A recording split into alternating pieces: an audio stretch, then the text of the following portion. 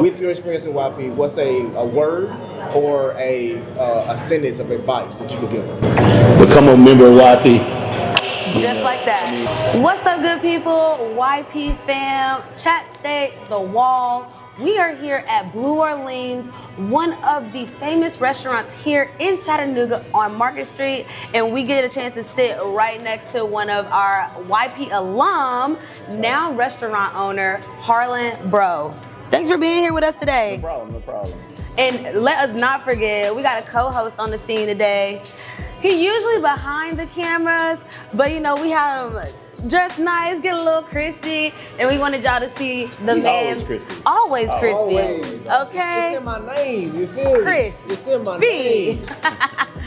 So yeah, we got you from behind the scenes. How you doing today, Chris? I'm blessed, man. I'm blessed to be in front of the camera this time. So hopefully I won't mess this thing up. So. Nah, never that. So I really wanted to come and chat with you because you have been a super important role for not only just Chattanooga, but my involvement with YP. A lot of people don't know that as soon as I got here to Chattanooga, I was chatting with you and my mom, and you were like, ooh, I know the perfect group you need to be with, and that is with YP, because you were once with YP. Correct. So what happened with me, when I first moved to Chattanooga in '04, I didn't know nobody, didn't know what church to go to, what doctor, or anything. And I knew there had to be other people going through this, right? So somebody mentioned YP to me, like going to, one of their meetings. So I was like, let me try this. And so from that point on, I established friendships through YP, and I knew I wanted to do other things in the city, and I was like, what better way to do it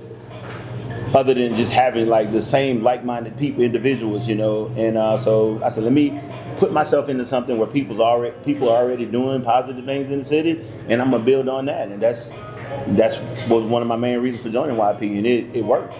Yeah, so when you joined YP, what was the scene like, and what was your involvement like with YP? Man, it was from the very, start of it. It was great. Like the people I met, at the time, it was a certain type of people. It was like a lot of engineers from TVA, lawyers, stuff like that. We didn't have a lot of. And so one of the things I was hearing all the time, we didn't have regular folks in YP. So I made it my point to go out and, just start inviting more people in, because I knew that the more diverse it was, the better it would be for everybody, Yep. And man, we had so much fun. Like, we never had a dull moment. Our events was fun. Our executive board meetings was fun. Everything it flowed. And we had the right people too. Yeah. So yeah. That's what it really takes. Me and Chris are, figuring that out as well. Like, how can we continue to invite diverse crowds into Absolutely. our events and get our board members? We always have a good time, but we're always looking for, the next level of things to be doing. So when you were, I do have a question. So when you joined YP and you had the great events and all those different things, how were you guys able to still get the message across of what YP represents, what the Urban League represents, but keeping it, basically putting the medicine in the applesauce? Okay, so one of the first things that we did, they were doing these events called Dinner and Dialogue. Right, so we were bringing out a lot of YP people, and then if you were part of YP, Right. you had to bring a guest, a two. So if I'm a member, so I'm gonna go ahead and we're gonna do this Dinner and Dialogue. And Marsha Green, she was the one that I remember, if memory serves me correct, she was the one that was putting them together. So we would do it, then we would have speakers come in, if it was professional development or, personal development, something like that, So doing our Dinner and Dialogue, we had people speaking. So that kind of brought everything together from a professional standpoint. Yeah. And even individuals, because a lot of times, we'll go off to the side to somewhere and we'll talk to somebody, and whatever it was you was dealing with, if your job or you were looking for a job, we always had somebody that's showing up at our Dinner and Dialogues that we can ask questions to, Yeah. Wow. So when you were like reaching out across, different communities and whatnot, what worked the best for y'all to really, because we talk to different people all the time, but what were some of the strategies that worked best for y'all when bringing the community all together? Well, at that point, I already knew I'm a promoter too, right? So I had a lot of events that I wanted to do, but I wanted my events to be, I catered to a certain group of people. Yeah. So I was like, okay, if I could get my folks from YP coming, and their friends, I know I can get at least 100 people, right? So I worked on the business that I had in mind, Jam Session Night Chattanooga. I worked on it I used YP as my guinea pig, right? So if I can impress these folks, and they enjoy coming out to our events and stuff, I knew the community would come, right? Yeah. So once I did it with YP, and then people from the outside started looking in, and they were like, oh, what's this Jam Session thing they're going to? They got all these professional folks coming, so we want to go, right? So now we're doing that. So then we started having YP. We still did our other stuff with YP, like we did Christmas parties, and our Christmas party was never just a party. We were always doing something like bringing coats in and stuff like that. You know, we were always doing something for the community, even though it was our party. And so then we invite people out, and just going to beauty salons, barbershops. You know, like I had hair then, so I would go to different barbershops. And I would go in there, get a haircut, talk to the people. Hey man, y'all should come. You know, the Urban League. You know, it was hard. You know, try to get people to come in. You know, because you're not getting paid to do it. Right. You just got to do it. Yeah, we're doing community service. Yeah. So, but we made it fun. We made it. We made it. Interactive. We played games. We did a whole bunch of stuff to just keep everybody engaged. You know, and then we would post it. You know, we would. Dang, I don't make it seem like it was that long ago, but it was when social media was really first started. You know, doing this thing. So people seeing pictures and stuff of us on social media, like, man, they look like they're really having fun. Yeah. And so that helped us out a lot as well. You know, so. That's major too, because you talked about how having the right team in place is pivotal, really, in any type of organization you're trying to build. Yeah. Talk about the impact of, because you have with YP being a voluntary based organization, right? How were you guys able to push people's activity level to want to actually be more involved with it? That's not necessarily just in the e-board. Okay, so to be honest with you, I didn't even look at it like I was volunteering for anything, right? Yeah. I mean, because we were really having a great time. I was meeting with a group of friends, a group of like-minded individuals, and I was bettering myself. So I felt like I had to be there, you know. And so with feeling like it didn't look like a job. It didn't look like, oh man, let me go to this meeting. I got to go here. It's a lot of times when we have to do something that's volunteer, it's hard for us to get motivated for it unless it's something you're passionate about. Well, right. I was passionate about, my personal development and professional development. So it made me want to go there, right? And then once I saw other people, coming in and wanting to know more, that made me even more passionate about it. So that made me want to be like the membership chair and stuff like that. Okay, so I know that was the issue, right? So we got to get people to come in. Numbers mean everything, right? The more, the more strength are in numbers. So I was like, I'm gonna take on the responsibility and being a membership chair, going out, meeting. I never meet a stranger. So if I can get people to come to our meetings, I know I got them. We're gonna catch them. They're gonna see, we're having fun. Everybody. I mean, my group, when we was in YP, we love each other. Yeah. Like, we're still friends to this day. Yeah. Like all of us. We came in under Chantel Roberson, Wade Hinton. Jay Dodds was the president. I was a vice president. We had people like Chris Palmer.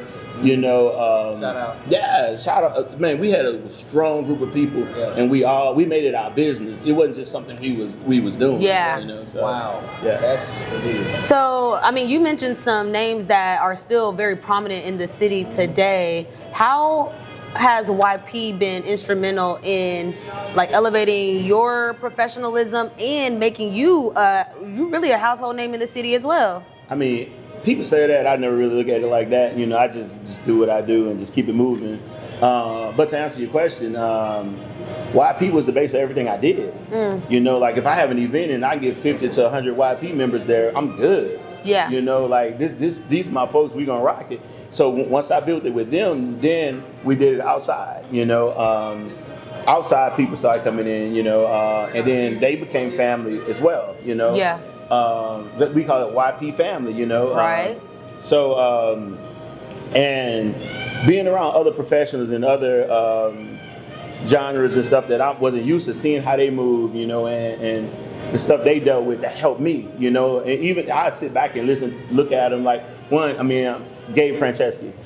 he was another big name back in the day, watching how he moved and how he did things, and I would sit back and like, okay, I see how this brother moving, I need to do that. So you learn, iron sharpens iron. Absolutely. So being around those people, the Jay Dodds, the Wade Hintons, like being around those people here in the city, that really, and being able to pick the phone up and call them, nobody, Yes. it's, like some people, you can't touch with a 10-foot pole. We never had that issue. Yeah. So that we sharpened each other. Yeah. Like from the beginning, even to this day. And I know when I first talked to you about YP, when you came back home, and one of the jokes I made, I was like, man, when I have friends from YP who even married today. Yep. And they met at YP and are married now, and it's like more than two. Some of my best friends in Chattanooga I met through YP. Yeah, that's real. That's real. I like how you mentioned the closeness that y'all were able to build, the bond y'all were able to build, and that's one thing that we share with community members, people that are active with YP but not yet members. It really does put you in proximity to be able to pick up the phone and call. Like, we have people across industries, real estate, accounting, photos and media, education. It's something about being able to just call somebody like, hey, I got a quick question, or hey, can you help me out, or where should I even go for this? Right. That's really what YP has been able to help cultivate for me, and it sounds like it was able to cultivate that for you as well. Oh yeah, YP answered a lot of questions. Like I said, I didn't know what church to go to when I first got here. So I even not just Chattanooga. I deal with a lot of young people throughout, Louisiana, Texas, whatever. So I always tell them, hey, find a YP. Most large cities have a young professional group. Yeah. That's attached to Urban League, right? If you can find that group, you're gonna. That's your entryway right there. That YP coming out of college or even in college, you go ahead, find that YP no matter what city you're in, and because there's so many different people, come from so many different walks of life. And when we were really pushing YP here in Chattanooga, a lot of the people wasn't from Chattanooga. Right. So, that's people look for that, so you don't want to be stagnant. You always want to have something going to, you want to catch their eye. You want to be attractive to that young professional that's coming to the city. So one of the things that we were going through when we were in YP was we couldn't keep black talent in the city, right? We was losing talent to so many different cities, and people was going to Atlanta, North Carolina, to Charlotte, Houston, wherever. They wasn't staying in Chattanooga. So we made it a point, to give us something to do in Chattanooga, right? To make Chattanooga be more attractive to people that look like us, and so we use YP to do that, and so we had a lot of different events, and so when people come into and once that person come in, you get a new person, you reach out to that person. Okay. I know the episode is getting good, but it's your girl Empress D here, and I have to remind y'all about our Join Week coming up with the young professionals of the Urban League the 2nd and 3rd weeks of February. That's the 8th through the 21st.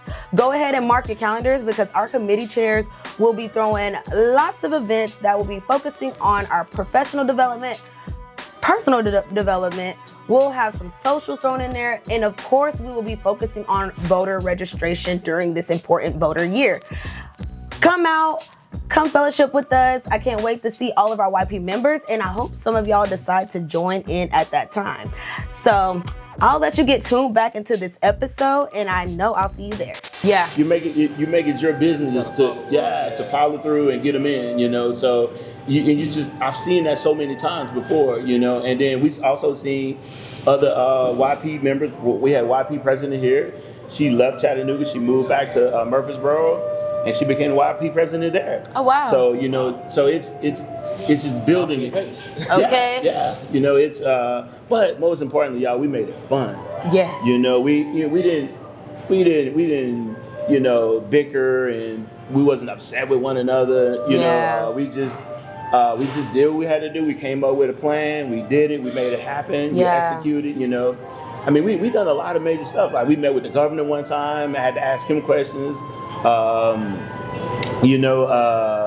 of course, that was back in the day of the legendary, Warren Logan. So Warren, he pretty much guided us, in what direction he wanted us to go, and we had to make sure we listened to him, because Warren he's a legend in this city, 100%. Yeah. 100%. So he knew but we had strong leaders, right? We had people like if Jade and I, when Jade was the president, I was vice president, we always had Chantel, Wade, to call, hey, what do y'all think about this? And we listened to them because they were there. They were the ones who started this thing in Chattanooga. So how we not going to listen to them? Got you. So it's but I really like people like y'all. Chris, you, Destiny. As soon as I told you about it, Destiny, you went full-fledged ahead. Yep. You jumped in there. And that was about 2 years ago. Yeah, this is my second year with YP. I started in the new membership chair, followed right in your footsteps. But I was still really fresh to Chattanooga, just trying to get my bearings. And then now I'm in the civic engagement and advocacy chair, which is a little more in line with my passions, but the mission's still the same. Right. And which is to make it fun. Right. And to get people, like-minded people together in a space where we can grow together. And so that's the key, making it fun. Yeah. Right? Where you don't feel like you're going to do volunteer work. Yeah. Even when we did volunteer work like community days, day of service, ML King Day, we were out, painting churches, cleaning up houses, cleaning up the streets, we put on our little YP shirts and we went out there and we had fun with it, Yeah. It was, but everybody wanted to do it, and a lot of times you got to be real strategic about who you put in what chair and who, that keeps it going, True. But like we had fun, everything we did, it's and being consistent, coming up with something quarterly, doing something, inviting the community out, to be there with you, because once the community see y'all got y'all shirts on, our shirts was red, so we wore these red shirts with Urban League Young Professionals on it, right? So we go places in the group, people would ask, what do y'all do? Who are y'all? Like you had people in Chattanooga didn't even know what Urban League was, let alone Urban League Young Professionals. Right. It's a crime in itself. I still don't understand how, especially our generation, don't know what Urban League is. I remember when I was introduced to Urban League about 3.5 years ago, and did I tell you too? Was it someone else? No, Okay. So I found out about Urban League through Greg Funderburg. Okay, yeah. So found out about it, and I tell the story all the time. They were my first big client in my photography business. Nice. They let me grow with them and get better, and my whole goal with them now is to do the same thing for another young entrepreneur and open up that door. Because I'm like, every time I ask them, I'm like, why don't more people know about us? And I ask people, and they're like, I don't even know what that is. Right. What do you mean? It's literally built for us. Yeah. And now, being the personal and professional development chair, it's kind of all come full circle because now they're putting me in a position where this is, like you said, I'm very passionate about personal and professional development. And so I take that responsibility extremely serious, and I'm very dedicated to it.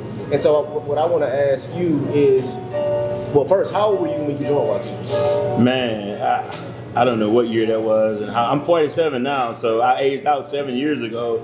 So I probably late 20s, early 30s, because we stayed with it for a while, Okay. So and I've been out of it 7, 8 years now. So okay, so you said at that moment in your life you were locked in on and taking your development very seriously. Yes. So what about YP when you first got in there made you say, I'm gonna come back, I'm gonna commit myself to this is what I need to be? Well, the like-minded individuals, the people that was there, I saw what we were doing in the community, like the people that was there wanted to do what they were doing, but wanted to do what we was asked to do. Not only did we want to do what we were asked to do, we were coming up with other things to do in the community without people telling us or asking us, the other people showing up, everybody showing up who's, were professionals, whether they were engineers at TVA, lawyers at this firm or that firm. If I know those individuals had demanding jobs and careers, so if they could do it, so can I. So we all came together and we did it. So that made me come back.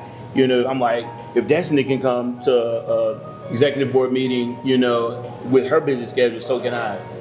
So we respected each other's time and what everybody had going on. So and then I saw what it was doing in my own career. Like teaching me. Like I've always had supervisor and management roles, just learning different things, and then taking back, even just from a conversation with somebody who may have been a manager somewhere, and I'm taking back what I've learned from them in the conversation to my job and seeing how it worked in my life, or in my career, even like you said, you started doing pictures and stuff for Urban League. So I did the same thing, when we had our. We pretty much just got just split in half. That's it. You a little younger. You the younger Harlan. A little bit. So like doing the pictures when we had our the breakfast, and then we had our entrepreneur luncheon, and the different people we would bring in, and I remember bringing in the lady that owns Carol's daughter, Lisa Price. Wow. Right? We brought in Lisa Price, and I don't know how I got stuck with the responsibility of picking her up from the airport, and as a YP member. As a YP member, well, I think I probably was the vice president at the time, and I had to pick her up from the airport, and I picked her up from the airport. I didn't know who Lisa Price was. I didn't. You gotta step out game, man. Okay. Yeah, I didn't use Carol Daughters, Yeah. But then I asked my wife. I said, you know who Carol Daughters is? What it is? She said, yeah, I use it on my daughter's hair. I was like, for real? Like, I said, well, I'm picking her up from the airport. She's speaking at our entrepreneur luncheon. Wow. And so picking her up, and she dropped some gems, right? Mm-hmm. We were talking. She was telling me about how, when she first started Carol Daughter, she was doing everything in her kitchen, right? And she didn't want nobody to know her recipes, nobody to know what she was doing. She had everything right here, right? And it was wearing her out. She was getting tired. And one day she had to tell herself, you know what? I need help. Yeah. I got to bring other people in to help me. Yeah. And she said, God gave me this vision, and God gave it to me the way He wanted me to have it. Somebody else can steal my recipe and still want to do it the way God intended for me to do it. So like, Because what's yours is yours. Yeah, what's yours is yours. Ain't got the sauce. You ain't got the sauce. Yeah. It ain't gonna, you know what I'm saying? It ain't gonna matter. So like having those conversations, and doing that through YP, that every time I would have an encounter like that, we brought Damon Johns in. He came in, from Shark Tank and For like a Fubu. personal? No, he came in for our the entrepreneur luncheon. Oh, wow. How'd y'all get done? Bro, I done read so many of this dude's books. Yeah, he was here. So was it YP that reached out to him, or it was like an Urban League and then YP was in charge of just like? It was Urban League. I think they had a group of people who went out and said, decided, okay, this year we're going to bring so and so, next year we're going to bring this person. Yeah. And then once they did that, we took it and ran with it. We had a lot of community involvement and support. But it was fun. And so when you were part of doing stuff like that, it makes you want to be there. You didn't have to ask us. We were there. We were there to work. So those are the type of things we were doing. Those are the same type of things I see you guys are doing, and y'all can make it even better. So the plan for us was to make it better than what Chantel and Wade did, 100%. right? Yeah. Because we they were the ones who started it, so we had to make it better. So now y'all got to make it better than what we did. And so the only way to do that is by knowing what we did. Yeah. So that's why I talked to you, I talked to Napier, I talked to a couple of y'all about how we did things back in the day, because I want to see y'all do better. I'm super passionate about YP, and you know that. Yes. You know that now. So because I know what YP did for me. Yeah, absolutely. Wow. And with that being said, like just revamping, making things new and fresh. We actually got event that we're planning here at Blue Orleans coming up. Can you talk a little bit about how you went from, which you still are, but what got you into this space of restaurateur owning? Well, it just kind of happened, One of my first events with YP was here at Blue Orleans, We did an event here, I think it was like 2011. Wow. And we packed this thing out, and most of the people was YP members. Wow. So I always did my events, but I always put YP in there somewhere so the community can see that the young professionals, Urban Young Professionals is a part of this, Not only to build my brand, but also to build what we was doing with YP. Absolutely. For sure. And it worked, So coming in, I never seen myself, being a partner in a restaurant. I always said I wanted a daiquiri shop / po' boy shop because I'm from Louisiana, and it's something I think Chattanooga really can, use, and it'd be great. But doing events, so, and it just makes sense. I like to eat, I like cooking, so this just makes sense, and bringing. So I still look at it like I'm just bringing people in here. You Yeah. know, we got a good thing going on here. We got to fix some of the problems we had in the past, but we got a good thing. Again, putting the right people in place. Yep. Right. Just like with wild people. So just with this restaurant, putting the right people in place, fixing things that and listening to people. When people complain, it's okay. Listen to them. If they got a valid complaint, fix it. Yeah. So that's I guess I missed the fix it. I guess so it's but just like I like seeing people have a good time. Yeah. And I mean, a lot of times when people eating, they're having a good time. Absolutely. You add a little music to it. Food and music. I about to say, I know I love a good time. Yeah. That looks like that. You make it to where you be intentional about everything, right? The way you want, you set your dress codes, you set everything, you set a standard, and you stick to that standard, and then everybody gonna come in, like it's you set that standard, stick to it, and everybody come in. So it ain't no different than what I do at work. At my real job, where I'm a chemical operator. I go to work. I got people that work alongside of me. We got standards we got to go by, and everybody follow those standards. You know? And we work together as a team. A lot of places you go, it's going to be a team. It's going to be a team effort. And if you can't work somewhere as a team, then you're going to fail, or you're going to have to find a job where you don't have to work with anybody but yourself. Yeah. And YP taught me a lot of that. So everything professional in my life right now, I give credit to YP. Wow. That's massive. I've been saying that for years. That's huge. So it's and I mean I have to, so it opened up so many doors for me. It's because of YP, I have people reaching out to me like, hey, I remember when you were this, you were doing this, you were doing that, and so it makes sense for me to be in the position I'm in now, because a lot of the people that is coming into these doors now are people that know me from when I was doing stuff in the community with YP, and then that opened up other things that I was doing in the community. But because people respected what we did with YP, they respect what we're doing now. Yeah. So it really set the stage for you. It's the long game. Like he's playing the long game. That's what's up. Okay, so I got a personal question. Okay. As a fellow photographer, I'm always talking about the business aspect of photography, and you pretty much build a household brand in the city. How was your relationship with the Urban League and YP put you in a position to cultivate that all these years? Well, so I mean, it's a great question. So I was doing all the YP, well, not just YP, Urban League pictures. Anytime they were having something, Miss Logan was called, hey, I need you here, I need you there.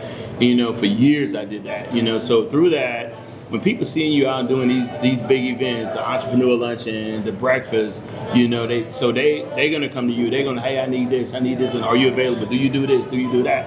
So I started doing those things, and that led me into getting my own photography studio. And I remember when I first mentioned to Mr. Logan about a photography studio, he was like, well, we're gonna get you a business plan. So Urban League, Mr. Logan found somebody, got me a business plan and everything, and helped me get my first photography studio. Well, I still have it, Wow. So what that did also, so I'm not gonna say I don't shoot as much as I used to, right? But I do have a photography studio. So then I took that same photography studio. I remember how much, Urban League and other people that was connected to Urban League poured into me. So now I open my photography studio to other photographers. He does, guys. And there's no competition, there's none of that, because I know what it's like to be trying to find a place to shoot, and you got these clients that want headshots that they want to be in the studio. You can't shoot everything outside. Yeah. So and it's just, it helped me out a lot. Like a lot of my clients still to this day, I still get a lot of I still have a lot of clients that come to me, and it's the quality of clients. Yep. I don't need 200-300 clients because the quality of clients I have take care of me. Come on. So it's say that part again. You the quality need 200-300 clients. Don't need it, because the quality of clients I have take care of me, and you stumble sometime in business, but you got to always make it right. Always. Whenever you mess up, I mean, it's been time. I'm gonna take a loss before I let a client take a loss.